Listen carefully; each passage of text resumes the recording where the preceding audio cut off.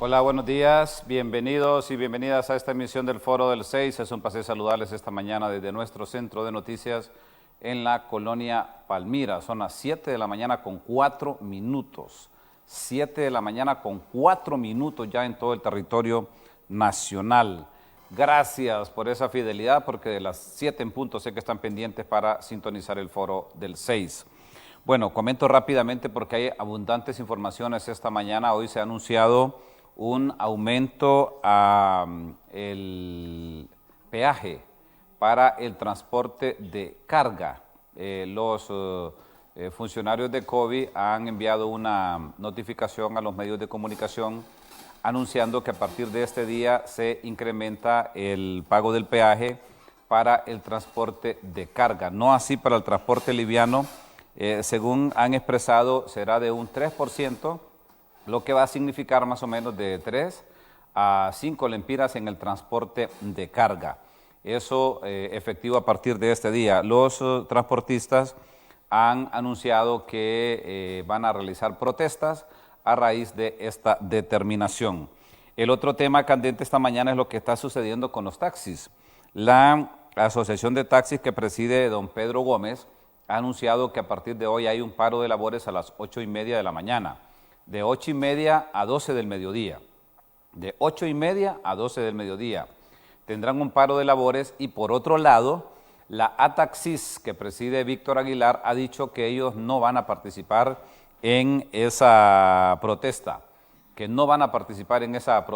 y que están desautorizando a sus integrantes, a sus miembros, para que participen en esta jornada de protesta de los taxistas, que han dicho se van a tomar algunos tramos de las ciudades, en varios puntos del país. Veremos cómo funciona este paro que ha convocado una de las asociaciones de taxi que preside el señor Pedro Gómez. Bueno, el otro tema que quiero destacar esta mañana es, miren, ayer sucedió un hecho terrible en La Ceiba. Un hombre asesinó a su esposa, asesinó a su suegra y luego se suicidó. Esto no es un hecho normal, no es un hecho común, que incluso hay un ciudadano que comentó que la persona fallecida es un ex policía depurado. Esto sucedió en la zona de Bonitillo, en la ciudad de La Ceiba, el día de ayer. Veremos qué investigaciones se van dando en relación a este incidente, que no es común. Asesinar a su esposa, deja hijos, deja familiares, dejan muchachitos de pan en mano, lo que lo convierte en una tragedia mucho mayor o de mucha más magnitud de como la podemos ver. Y el otro tema es el tema del coronavirus, que se ha expandido de forma significativa. Ya hay 5 casos identificados en Ecuador. En Estados Unidos hay más o menos unos 25 casos en varios estados. En Brasil ya hay más de 8 casos. Trasciende que en República Dominicana también esto es preocupante porque se está acercando ya a nuestra América Central. Así que las autoridades de salud deben de tomar todas las medidas de precaución necesarias. Y en el tema político, que por supuesto nos hemos comprometido a contarles a los que nos manden el reporte de su actividad política, pues se las contamos cada lunes. El que siempre nos envía, por supuesto, es el amigo Esdras Amado López, con su partido Nueva Ruta, que ha estado este fin de semana en el departamento de Colón. Ha visitado, nos ha informado el amigo Esdras Amado López, varias comunidades del departamento de Colón y ha estado con su partido Nueva Ruta saludando a sus seguidores. Bueno, yo veo que siempre a todos los lugares donde va Esdras se llena de gente,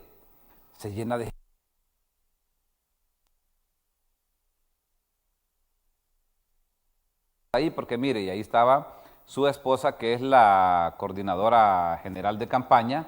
¿Qué es lo que tiene Esdras Amado López? Porque en los videos usted lo puede observar sin edición. Son videos en bruto que nos envían, nosotros no los editamos, por supuesto. pues estuvo en el departamento de Colón, en el municipio de Tocoa, el partido Nueva Ruta. Bueno, en el Partido Nacional de Honduras, que son los que nos han enviado la información, el candidato del partido, del movimiento que hasta hoy trasciende sin cabeza, pero que todos sabemos que su candidato es Tito Afura, ha estado también en Colón, ha estado en el departamento de Colón y ha visitado también el municipio de Tocoa. Ha llegado Tito ahí a saludar a sus coterráneos, a sus correligionarios.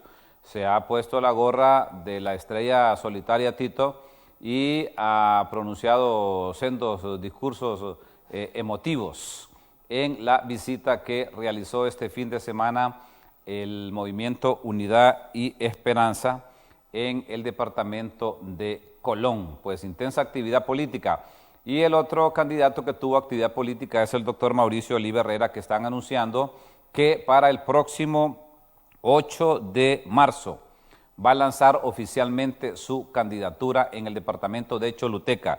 Ha anunciado el doctor Mauricio Oliva este fin de semana en los municipios del sur del departamento de Choluteca que va a realizar su lanzamiento de campaña, su oficialización de su candidatura presidencial el próximo 8 de marzo allá en la Sultana del Sur, en la querida Choluteca. Pues ya están realizando las promociones de rigor para esta actividad. Bueno, voy a hablar esta mañana con mis invitados sobre lo que está pasando en los centros de detención de menores. ¿Se acuerdan que hace unos meses que uno de mis invitados me acompañó aquí en el foro para hablar sobre ese tema? Estuvimos hablando sobre la fuga en Renaciendo, en el centro Renaciendo. Hubo fugas, hubo armas, hubo decomisos, una serie de situaciones que todos conocieron.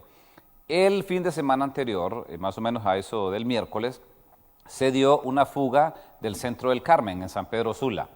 Se está hablando de muchas cosas y eso quiero abordarlo con mis invitados esta mañana. Don Carlos del Cid, que es de la Acción Ecuménica de los Derechos Humanos. Bienvenido, don Carlos, ¿qué tal está? Muy buenos días, gracias Juan Carlos por invitarnos a hablar de un tema que hoy por hoy es una urgencia, una crisis en medio de las muchas crisis que hay en el país. Don Carlos Sierra, bienvenido, es experto en temas de seguridad y cárceles del CIPRODE. Bienvenido, Carlos también, ¿verdad? Óigame, estamos Carlos. Tres Carlos hoy aquí en el foro. Hoy es el foro de Carlos. Bienvenido, Carlos Sierra. Muy buenos días, un placer compartir con el colega Carlos del Cid, también en su programa, en su foro, un tema muy importante que se mantiene una constante crisis, pero que lastimosamente es el reflejo de la importancia que le da el gobierno a la niñez y adolescencia en el país. Lastimosamente, los centros de internamiento de menores y todo lo que hay alrededor de él es el reflejo de cuál es la importancia, reitero, que este gobierno y las políticas de Estado le están dando a la niñez y adolescencia en Honduras y esperemos poder desarrollar esta temática en conjunto. Muy bien. ¿Qué está pasando, don Carlos del Cid, en los centros de menores? ¿Fugas en los últimos días? ¿A qué obedece según lo que ustedes conocen? Bueno, para empezar habría que decir, colegas y Juan Carlos, que la problemática con los centros de atención a menores o detención de menores es una problemática del sistema, sistémica, es una problemática de todo el Estado de Honduras y su institucionalidad que se ha visto rebasada ante la situación de la existencia o diría yo, casi el descuido por décadas y décadas de la atención a la niñez y la juventud. Todo el sistema, tanto la parte judicial como la atención misma, la prevención, estamos hablando de que el sistema por lo menos tiene 4 aspectos que deben de atenderse. Sí. Uno es el tema de la prevención, el otro es el tema de la atención. Unos le llaman represión, yo digo atención debe de ser. El otro es la rehabilitación, una vez que estos jóvenes están en manos del Estado, y lo último es el tema de la reinserción. Estos 4 aspectos son aspectos de proceso, o sea, los 4 aspectos no se resuelven de manera inmediata. Debe de haber políticas públicas, políticas, programas y proyectos que atiendan estos 4 aspectos con acciones de corto, mediano y largo plazo.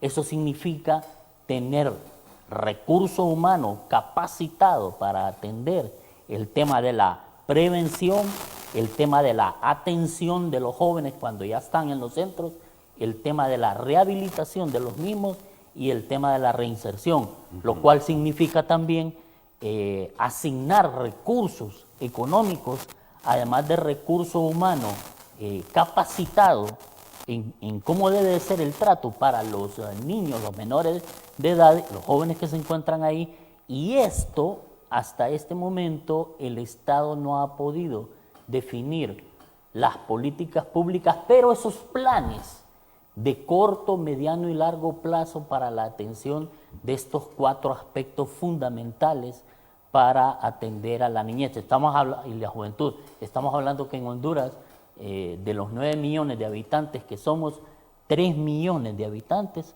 son menores de 18 años.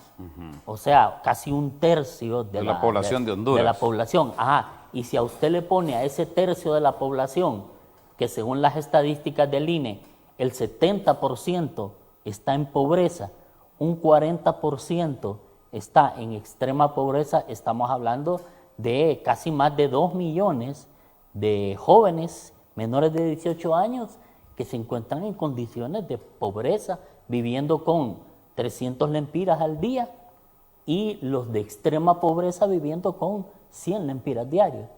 Esto es un caldo de cultivo precisamente para la delincuencia organizada, la delincuencia común, que ven estos muchachos desprovistos de la atención, desprovistos de oportunidades, precisamente presas para que puedan ser utilizados por adultos para el tema del crimen organizado, la delincuencia común, y por ende son ellos mismos los que van a nutrir a estos centros mal organizados, ¿verdad? Totalmente desprovistos de las condiciones básicas para atenderlos, mucho menos, digamos, para rehabilitarnos, ni tan siquiera para pensar en reinsertarlos en la sociedad. ¿Qué pasa con estas políticas públicas, Carlos Sierra? Bueno, mire, creo que el contexto que hace don Carlos del CID alrededor del país es muy importante para situarnos de que en efecto los más golpeados o vulnerables alrededor de toda la problemática del país siempre serán los niños, niñas, adolescentes y jóvenes. Y precisamente cuando usted hace la consulta sobre las políticas en el país, haciendo un recorrido muy breve, recordemos quién es el ente rector o quién era el ente rector en el tema de los menores privados de libertad. Los menores que por uno u otro motivo cometen una falta. Debemos ser realistas también. Ha existido en todos los tiempos y es necesario por eso los procesos de justicia penal juvenil, o que en otros momentos se llamaron temas de justicia juvenil, entre otros, que hay toda una jurisdicción especial alrededor de estos temas. Recordemos que el primero que estaba encargado de estos temas era lo que conocimos anteriormente como el INFA, el Instituto Hondureño de la Niñez y la Familia. De la Niñez y la Familia, que era quien tenía, y dentro del estamento legal, dentro del Código de la Niñez y la Familia, allá por la década de los 90, con la llegada y la aprobación de la Convención Internacional de los Derechos de los Niños y las Niñas, y todo el estamento nacional que se creó, el INFA era el responsable de darle seguimiento, tutela y vigilar que estos centros funcionaran. Después debemos de recordar lo que pasó con el INFA. No podemos hablar de la problemática de los menores infractores sin recordar que el INFA pasó por un proceso podemos resumirlo en una disminución casi al 10% de lo que existía el INFA. Incluso hasta el personal. Hablábamos en temas de personal, hablamos de temas presupuestarios, pero también eso incluyó competencias. ¿sí? Cuando el INFA pasa a DINAF, pasa de un rango casi de ministerio a un rango de dirección, pierde también una serie de facultades.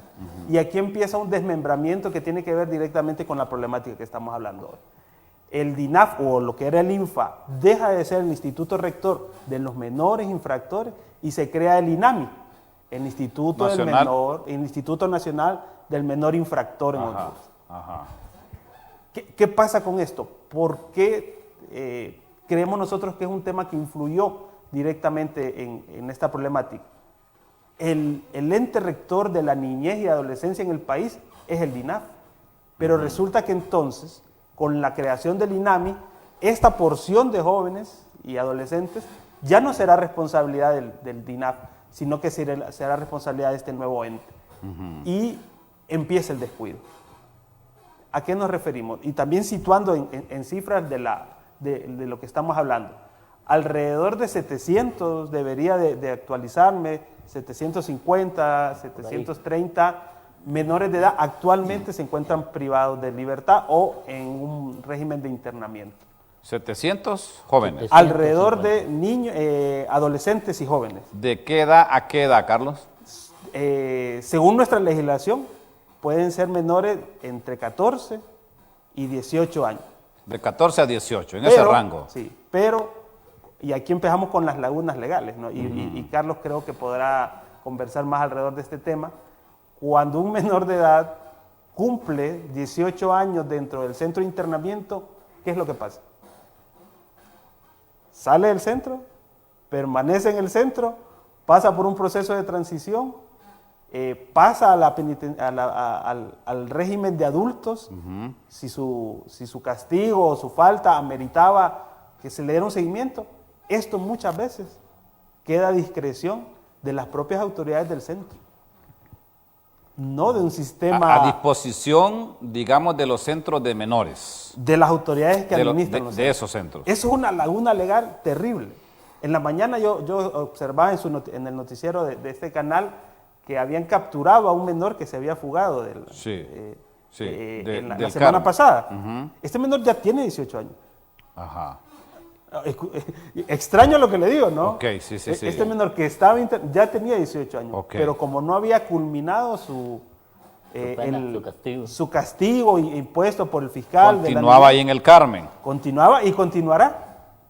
Y seguirá y ya es mayor de edad. Y ya siendo mayor de edad. Sí. Ahí tenemos un gran problema porque hay mayores de edad, cronológicamente. Con niños. Con niños. Correcto. Con adolescentes. Que eso no es posible, don Carlos del Sí. Eso las leyes internacionales nos dicen que es imposible. Entre otras problemáticas, reitero, al ir desmenuzando que esta problemática donde el INFA o el DINAF se aparta de esta responsabilidad, que no podía hacerlo, en ninguna parte del mundo el Instituto Rector en el tema de niñez y adolescencia podía desconocer esta facultad, se la deja al INAMI, el INAMI se le inyecta una gran cantidad de presupuesto, que después podemos hablar para qué fue que se destinó ese presupuesto, pero hoy por hoy, esta problemática, que reitero, son alrededor de 700, 750 menores de edad en el régimen de internamiento, es una problemática que no tiene control y que todos los días nos encontramos con revueltas que algunas veces son públicas, pero otras veces no son públicas. No trascienden a los medios. Entre otras problemáticas. Se queda internamente ahí. Así es. Entonces, reitero, con ese panorama es que nos encontramos con un problema que, reitero, de larga trascendencia, pero que demuestra el descuido de parte del gobierno en el tema de niñez. Ahora, don Carlos del Cid, este tema es preocupante porque un muchachito de 18 años con uno de 14, 15, obviamente los pensamientos son diferentes, los análisis son diferentes, la visión de la vida es totalmente diferente. Y le pregunto otra cosa, ¿en el nuevo Código Penal no queda consignado nada de esto? Bueno, ¿Con mire, el tema de los menores?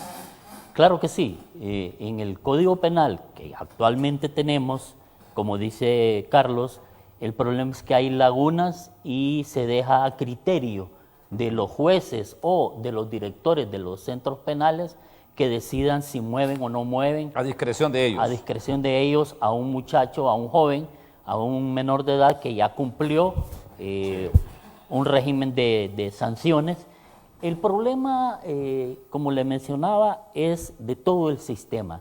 Mientras no se trabaje el tema de la prevención, que la prevención se debe de trabajar en las comunidades, oiga bien el proceso, las comunidades, las familias y el individuo.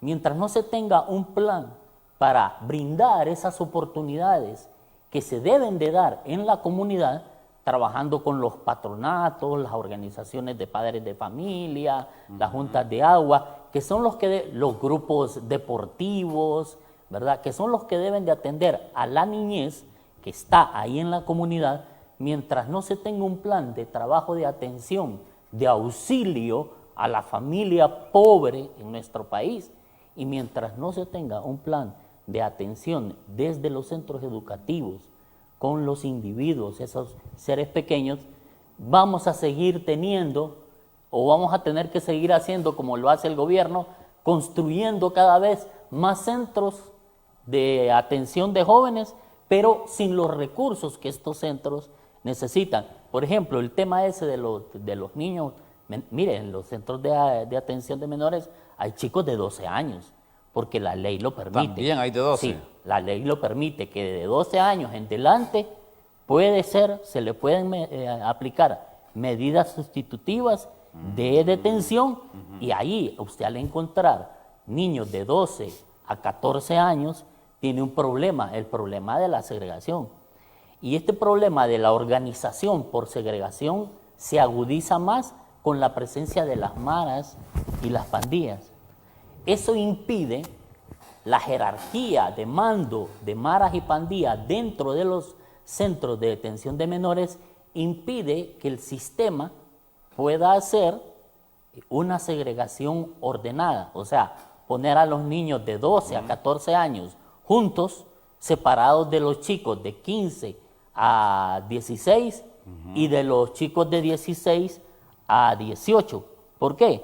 Porque aunque usted los separe por edades, no podría lograr mantener el orden o la gobernabilidad, porque los jóvenes se matarían siempre entre ellos. Tiene que haber todo un plan bien diseñado para hacer una segregación que tome en cuenta el tema de las maras y pandillas, la existencia de esos grupos jerárquicos de mando adentro. Tiene que haber una segregación que tome en cuenta la penalidad que un juzgado le asignó, o la pena que le asignó a los jóvenes, porque algunos todavía están procesados y otros todavía cuesta que se les dé una sentencia. Entonces, hay diferentes aspectos que deben de tomarse en cuenta en la problemática de los centros de atención. Los centros de atención no debemos de ver a la población menor de edad como sujetos para estar llenando. No debemos de ver a la población como que se resuelve el problema construyendo cada vez más centros y más centros y yéndolos a depositar. No son depósitos, pues, como que usted va a dejar cajas de herramientas que ya no utiliza. Son seres humanos. Los centros deben de ser verdaderamente lugares donde el chico reflexione sobre la problemática que lo llevó ahí, vea posibles oportunidades para deslindarse, separarse de las maras o los grupos delictivos que lo han utilizado, porque son adultos los que utilizan a los jóvenes, y así podría empezar a hacerse una verdadera planificación. ¿Qué es lo que falta? Usted ve que vivimos de las emergencias. El gobierno decretó emergencias en el 2015 a todo el sistema de atención de menores, después decretó emergencias en el sistema carcelario de adultos, y no salimos de las emergencias porque se nombran comisiones que no necesariamente tienen la capacidad para entender la problemática de la niñez y la juventud, y se le pone al frente de ellos. Obviamente lo que van a hacer es lo que saben hacer, represión, porque ponen militares, ponen policías, y no se prioriza el tema de un plan, como le decía, a corto, mediano y largo plazo, donde se defina todo un personal verdaderamente capacitado. Estamos hablando de médicos, psicólogos, sociólogos, trabajadores sociales, enfermeras, etcétera, que pueden tener la capacidad de entender la problemática en la que se enmarca el niño de 12 a 18 años y que pueden darle ideas de solución a la misma. Muy bien. Voy a hacer una pausa, pero quiero dejarles planteado una interrogante. ¿Cuáles son las causales por las que estos menores están en esos centros de detención de menores, según su investigación? Y lo otro es, me llama la atención los 4 componentes que mencionó don Carlos del Cid.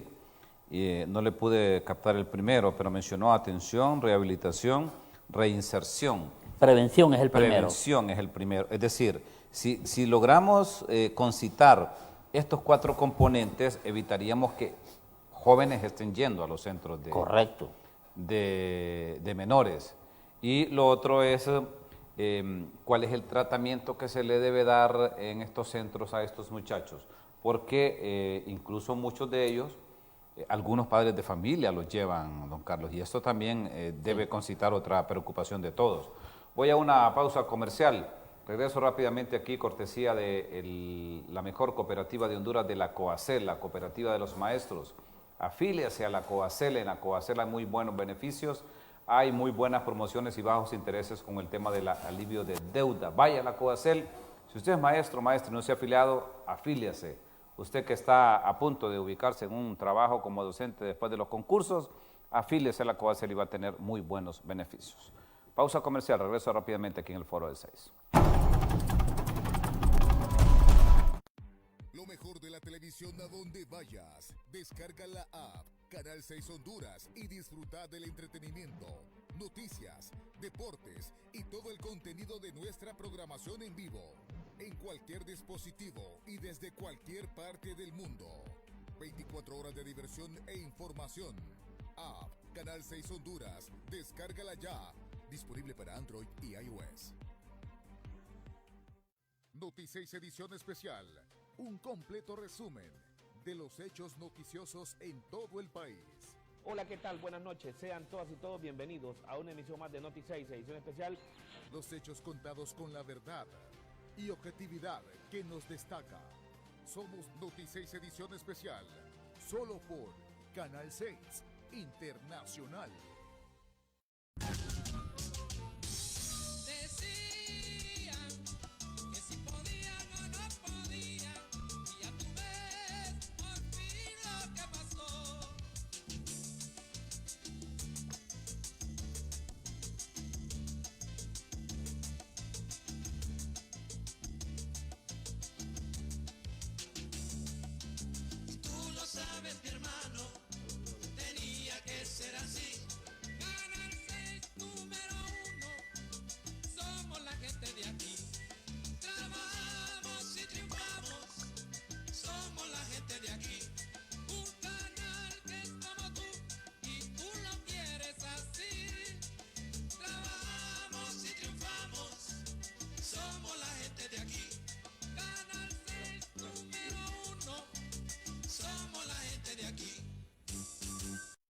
Para los madrugadores, lo mejor de la música regional mexicana, mariachi.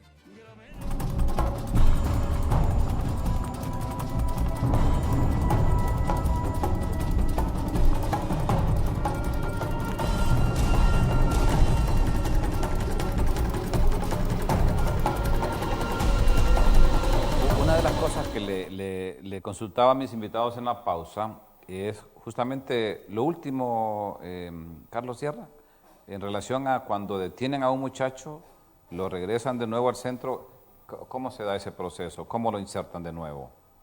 Y le doy un previo que creo que es importante y se vincula con ese tema. Una problemática que cada vez nuestras oficinas están atendiendo con mayor regularidad, que es la denuncia de padres y madres de familia de reclutamiento forzado de menores de edad. ¿Qué significa esto? Esta es una clasificación que viene de la trata de personas. Y lo vemos cada vez con mayor aumento en el país. Un niño de 14, 13 años, el crimen organizado toca la puerta de su casa y le dice a sus padres, su hijo a partir de ahora va a ser vigilante de la estructura criminal. Así de simple. Aquí. Va a ser lo que normalmente conocemos como bandera. Sí. ¿Sí? Va a ser bandera. Y en estos 6 meses él nos va a estar avisando, y aquí está este celular, y aquí hay 100 empiras para que le ponga recarga. A la familia no le están preguntando si él Si quiere quiere o no hacerlo. quiere. Al niño no le están dando una opción. O le dicen, dentro de su escuela, usted me va a llevar estos paquetes cada día. O usted ahora va a tener esta pistola, o usted ahora va a guardar esta arma de fuego. Terrible eso. Ahí lo que estamos viendo, exactamente. Y cada vez una problemática que está aumentando en el país de manera silenciosa. Las organizaciones de derechos humanos estamos recibiendo una gran cantidad de padres de familia que llegan desesperados a decirnos esto. Yo ya no soporto, mi hijo me empezó a decir de que un grupo de adultos, algunas veces pandilleros, algunas veces no pandilleros, otras expresiones de crimen organizado, lo obligan a desarrollar determinadas acciones. Y creemos que nosotros mejor nos vamos a ir del barrio, porque esto ya se está poniendo cada vez peor. Pero muchos padres o madres de familia no tienen la oportunidad de prever esto. Y de repente se dan cuenta de que su hijo estuvo en medio de un tiroteo, o estuvo en medio de un asalto a un camión repartidor de refrescos o de leche, reitero, de una gran cantidad de casos. Y entonces su hijo, en ese momento, el sistema, lejos de rescatarlo del crimen organizado, lo que hace es penalizar a ese menor de edad, que reitero, es obligado muchas veces, es secuestrado por el crimen organizado, es explotado por este propio crimen organizado y utilizado como material desechable. Como es menor de edad, dice, entonces el crimen organizado dice, úsenlo para eso, si de todos modos nos sirve 6 meses. Sí. ¿Y qué ocurre? Este menor de edad llega a un centro de internamiento de menores. El caso es aún peor y más grave cuando es una niña. ¿Sí? Claro. Es terrible cuando una madre de familia... ¿Y con las niñas qué pasa? Es la prostitución. La prostitución. Es la trata de personas, es el tráfico de personas directamente. Que le dicen, su hija cuando cumpla 15 años va a pasar a ser parte de la Mara, o va a ser parte de la banda criminal. Y bueno, la banda criminal va a determinar qué es lo que va a hacer con esta niña. ¿Qué es lo que ocurre? Es la prostitución, es la trata de personas, y muchas veces incluso la sacan del país precisamente en temas de tráfico de personas. Esto cada vez es más recurrente, es una problemática, reitero. Las oficinas de derechos humanos estamos recibiendo familiares que llegan con la denuncia. ¿Y por qué cree que llegan a nuestras oficinas? Porque ya fueron a la Policía Nacional, porque ya fueron a la Fiscalía, porque ya fueron a todas las instancias. ¿Y qué fue lo más agradable que les dijeron? Miren, mejor encomiéndese a Dios. Yo no dudo que sus plegarias serán importantes, pero que las autoridades no puedan darle una respuesta a esta gran cantidad de padres y madres de familia que día con día están siendo víctimas de la criminalidad y secuestrando a sus hijos, una gran problemática. ¿Por qué conecto eso?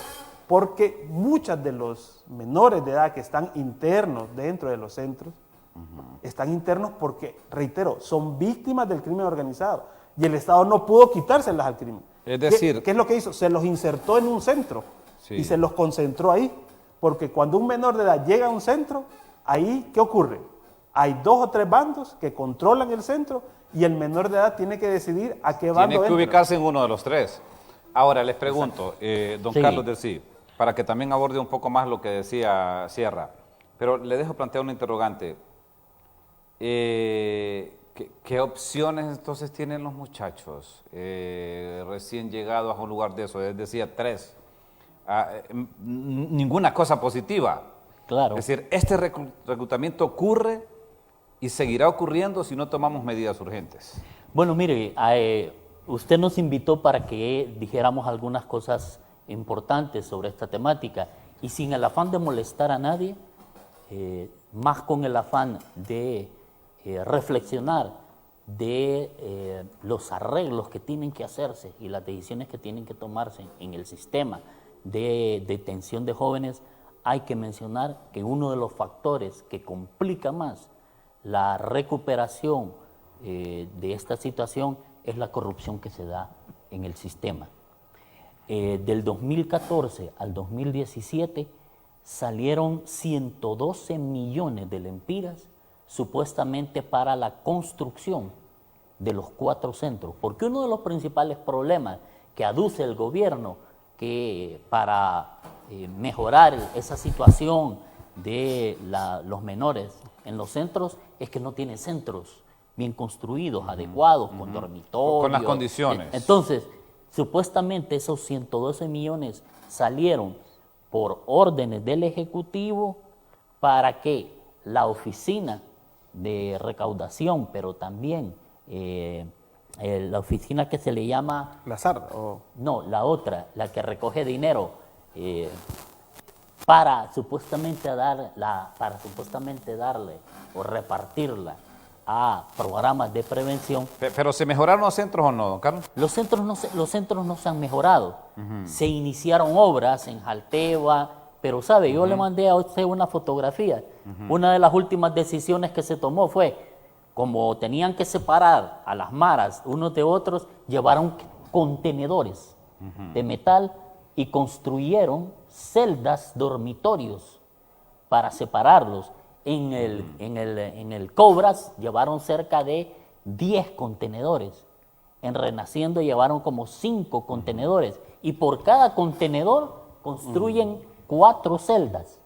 Y en cada celda meten a 6 niños o jóvenes. 6 niños. 6 niños por celda. Estamos hablando de 3 ¿Cómo por, este set? 3 por 2, no mucho menos. Pequeño. 3 por 2 o 4 por 3. O sea, 6 personas metidas ahí en un contenedor de metal que en tiempo de verano llega a 40, 39, 40 grados.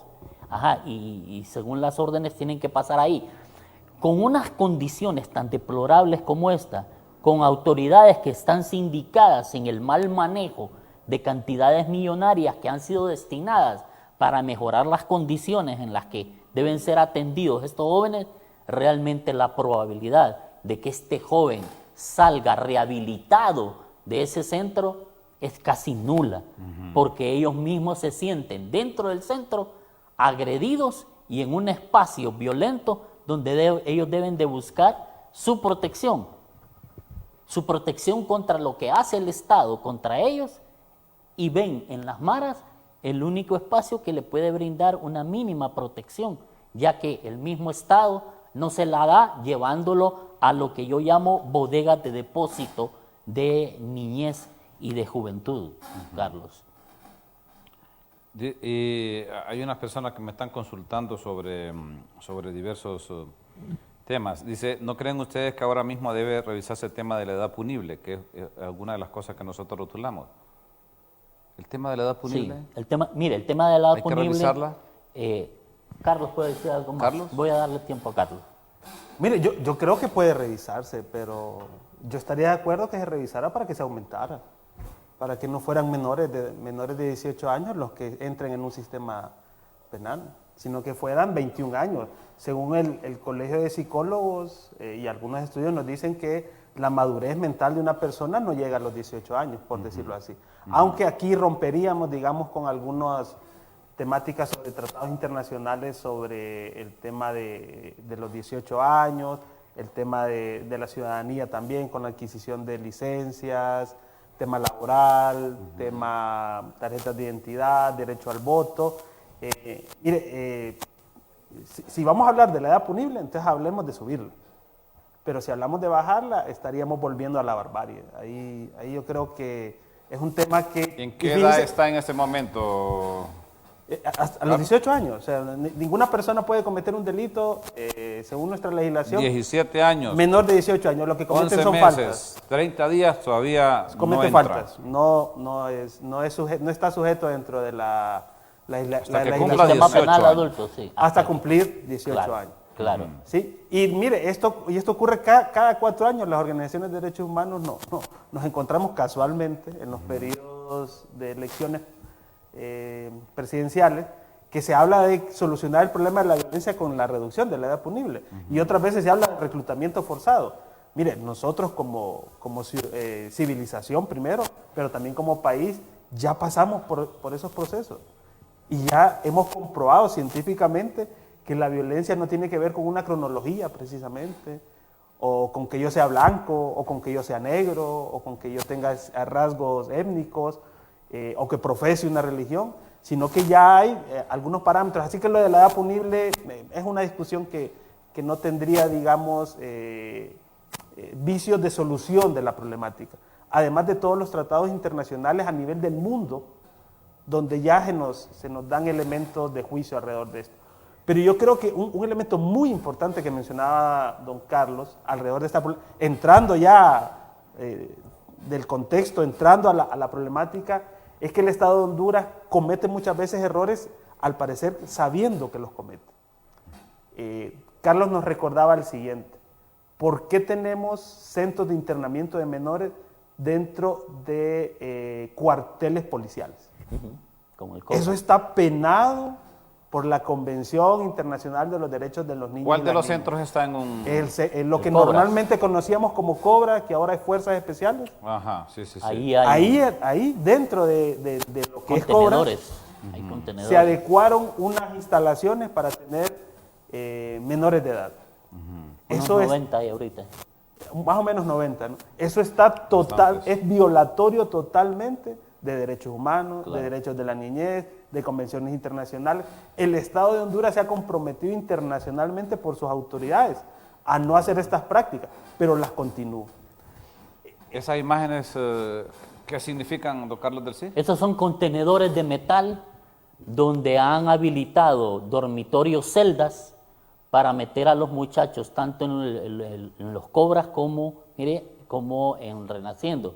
Estamos hablando de un contenedor donde se habilitan 4 celdas y en cada celda se depositan, como digo yo, 6 jóvenes, ¿verdad? Y si son chiquitos, porque son los menores, hasta 8 en una de estas. Ahí no va a tener ningún ánimo, ninguna condición física ni psicológica un joven para pensar que lo van a rehabilitar. Don Carlos, ¿qué pasa con los padres de estos menores? ¿Llegan a visitarlos? ¿Están abandonados estos muchachos? ¿Qué les dice la experiencia a ustedes?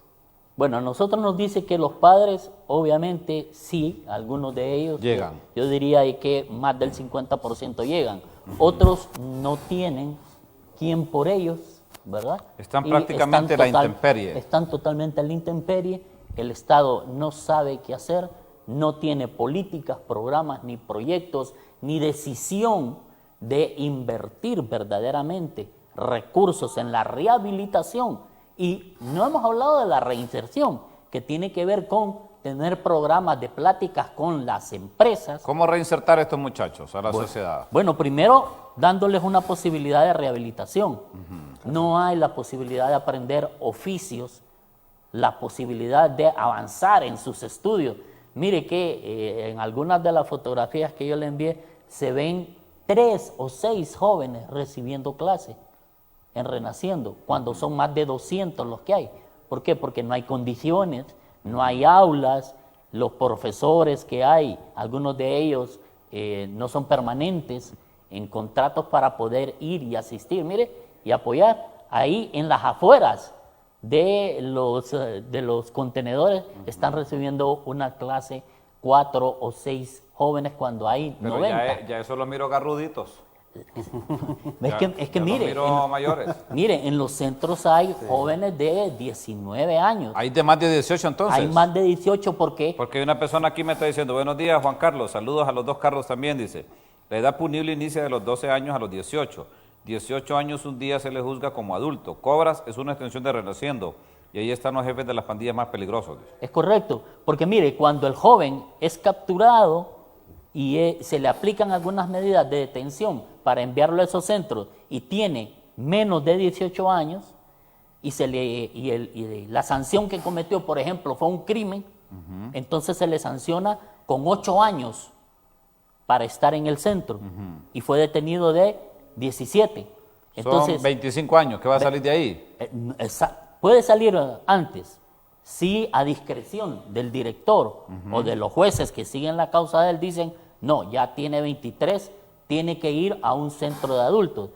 Pero la ley, esa laguna le permite que continúe en el centro cumpliendo la pena de 8 años que se le asignó.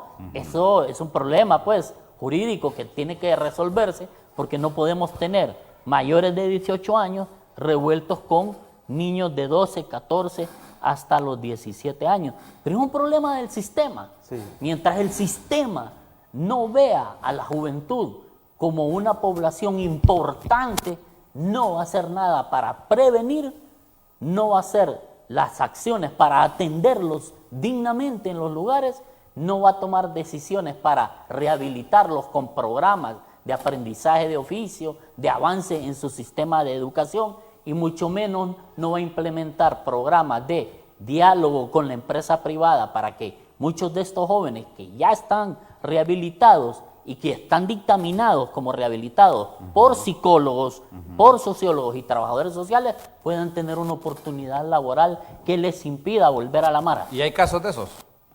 Sí, hay casos. Claro. Pero mire, hay casos... Ya identificados por los psicólogos. Sí, hay casos de eso, si lo voy a decir. Hay casos gracias a organizaciones como CIPRODE y otras organizaciones que han puesto atención, han hecho estudios y han ido a dar atención de seguimiento a muchos de ellos. Hay jóvenes ya en condiciones de estar rehabilitados, pero no tenemos programas con la empresa privada para que les pueda dar una oportunidad. ¿Por qué? Porque tienen un tatuaje, ¿verdad? En Como que alguna los parte etiquetan. visible. Entonces están etiquetados. El que ¿Qué tiene hace tatuaje un está etiquetado. ¿Qué hace un muchacho cuando sale Que de ya un ahora el centro? tatuaje es una moda, ¿verdad? Claro. Ya no debe ser... Pero el joven, cuando ve que no hay oportunidades para él afuera del centro, entonces termina reincidiendo con una de las maras o pandillas. Nosotros consideramos, colegas y las personas que nos observan, que tres elementos para enumerar. Número uno, la problemática o lo que ocurre dentro de los centros de internamiento de menores es el reflejo también del país que tenemos. La principal violencia que existe en este país es la violencia estructural. Y esa violencia estructural se puede observar en desigualdad, en pobreza, en falta de recursos. Usted hace poco preguntaba por los padres, por las madres de los muchachos. de estos muchachos. Óigame, en un país donde hay una gran cantidad de personas que salieron del país, ya sea huyendo por la falta de oportunidades o huyendo de la violencia. Muchos de estos menores de edad lo que tienen son tíos, son abuelas, son abuelos, son otros hermanitos que son su familia, pero que reflejan también la desigualdad y la precariedad del país. Entonces, recordemos que la situación de estos centros también es el reflejo de la violencia estructural dentro del país, que es terrible. Número dos, también la problemática de los centros es muy parecida a los centros de mayores. Yo podría enumerarle 3 o 4 elementos que son muy coincidentes. Número uno, Carlos ya lo mencionaba, el hacinamiento. Centros de internamiento que están destinados para 50 personas, para 100 personas, tenemos 250. Tenemos un 150% de hacinamiento. Por darle Terrible. una cifra. Claro. Eso es inhumano, primero. Sí, es terrible. Eso degrada en una tercera problemática, que es el tema de salud. ¿Sí? Ahorita todo el mundo está hablando del coronavirus y del dengue. Y ahí es un peligro, ¿verdad? Las pandemias, la peste. reitero, Sí. silenciosas, que se dan de alergias, contaminaciones, hepatitis, diferentes elementos, es una problemática Dengue grave. también, sí. Ahí El dengue propio, es una problemática grave que se da dentro de los centros de internamiento. Y una cuarta que no quería quisiera dejar de mencionar, es que, y también coincide con los centros de mayores, es el autogobierno. No es posible que el Estado de Honduras renuncie a la autoridad dentro de los centros Sigue el de autogobierno menores dentro. y de mayores. Claro que sí, las malas. aunque el Estado de Honduras no quiere reconocerlo en los centros penitenciarios de mayores y en los centros de internamiento, muchas veces quien gobierna, quien tiene dinero, quien tiene poder y lastimosamente tiene armas. el crimen organizado, Muy bien. quien tiene el poder y las armas. Ya me va quedando poco tiempo, tengo apenas 2-3 minutos. ¿Con qué podíamos ir concluyendo, don Carlos del Cid?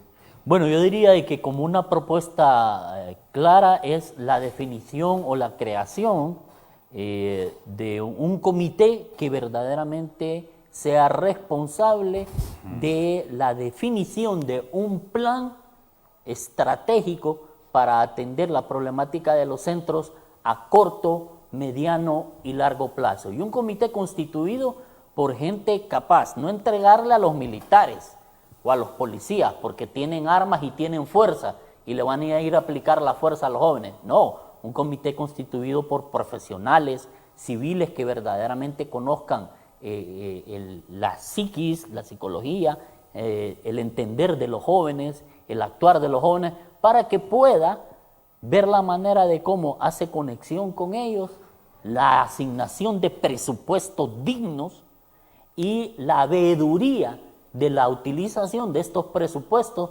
para que no se pierdan o no se vayan en manos de corrupción de funcionarios inescrupulosos que ponen en crisis mayor al sistema de atención a los jóvenes. Carlos Sierra, cierro con usted. Coincido totalmente con don Carlos del CID, agregando un elemento importante. Es muy importante cuál es la visión que tenemos hacia la niñez, adolescencia y juventud en el país. En el marco de esa visión, ¿cómo queremos atender a los que han tenido menos suerte de los que tienen menos suerte?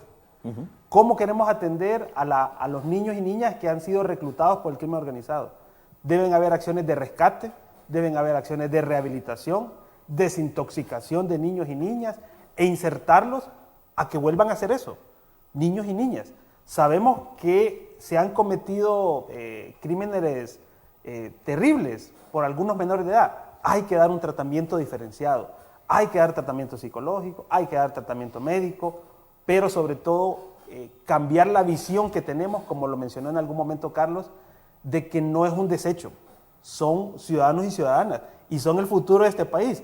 Son algunos, reitero, los menos favorecidos de los menos desfavorecidos que están por alguna circunstancia en estos centros de menores, pero no por eso deben o pierden su categoría como seres humanos y nosotros como Estado, nuestra obligación de velar por ellos. Dice que es triste que en este país los derechos humanos solo están a servicio de los delincuentes porque por ellos son financiados, sin acordarse de los que matan esos. ¿Quién está silbando ahí?